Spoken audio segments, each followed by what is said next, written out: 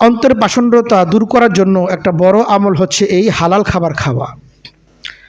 হারাম খাবার এটা অন্তরের মধ্যে পাষণ্ডতা তৈরি করে, কঠোরতা তৈরি করে,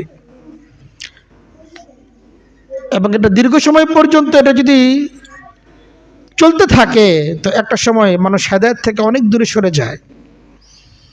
বাহ্যিকভাবে একজন ব্যক্তি হারাম খাচ্ছে তো ভালোই, নামাজও পড়তেছে, হচ্ছে তো, এই যে আমি মনে করছি হচ্ছে তো, এটা আসলে হচ্ছে না।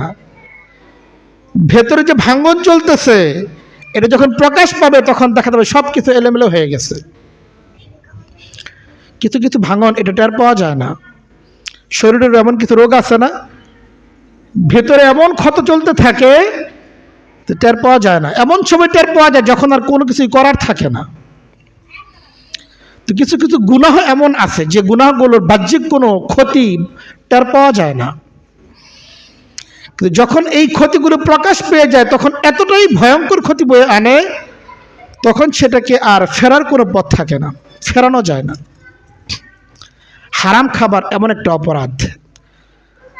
হযরত ইমাম আহমদ বিন হাম্বল রাহিমাহুল্লাহ তাআলা, আমরা তার নাম শুনেছি, অনেক বড় মুহাদ্দিস ছিলেন, অনেক বড় ফকিহ ছিলেন। ওনাকে ওনার এক শাগরেদ জিজ্ঞেস করল, ইয়া আবা আব্দুল্লাহ, ওনার উপনাম ছিল আবু আব্দুল্লাহ, বিমা তালিনুল কুলুব, কারণ হৃদয় যদি পাষাণ হয়ে যায় তো সেটাকে গলানোর পদ্ধতি কি?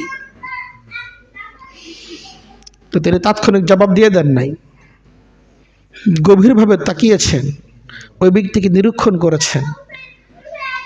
তো বারংবার জিজ্ঞাসার পরে তিনি জবাব দিয়েছেন, বি আকলিল হালাল, অন্তর যদি নরম করতে হয় তো হালাল খাবার খাও।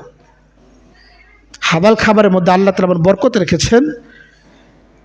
এই বরকতকে যদি চলমান থাকে, হালাল খাবার যদি চলমান থাকে, অন্তরের মধ্যে পাষণ্ডতা আসবে না, অন্তর নরম হয়ে যাবে। আর খাবার যদি হারাম হয়, বাহ্যিকভাবে যতই কোমলতা দেখা যাক না কেন, দেখা যাবে আসলে অন্তর কঠোরই আছে, দ্বীনের কথা আর ভালো লাগে না। যখন তাকে বলা হয় যেটা তো হারাম, বিরক্ত বোধ করে, এটা তো পাষণ্ডতার আলামত। এই জন্য আসলে হালাল খাবারের প্রতি যত্নবান হওয়া চাই, নিজের জন্য হালাল খাবার নিশ্চিত করা চাই, আর নিজের সন্তানের জন্য হালাল খাবার নিশ্চিত করা চাই।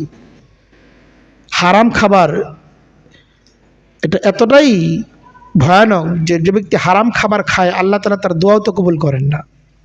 সেটা একটা ভিন্ন লম্বা চড়া আলোচনা।